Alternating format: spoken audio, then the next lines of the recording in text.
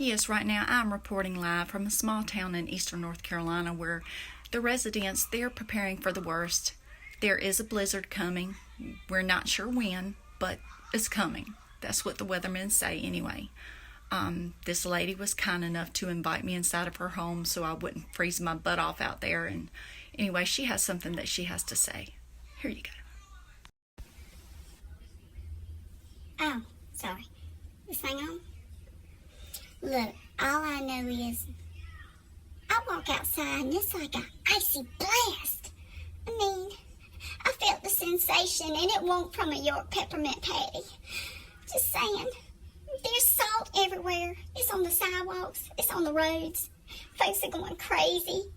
They're trying to run people over in the grocery store on motorized scooters.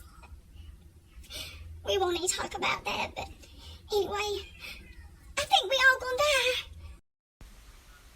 Well, there you go.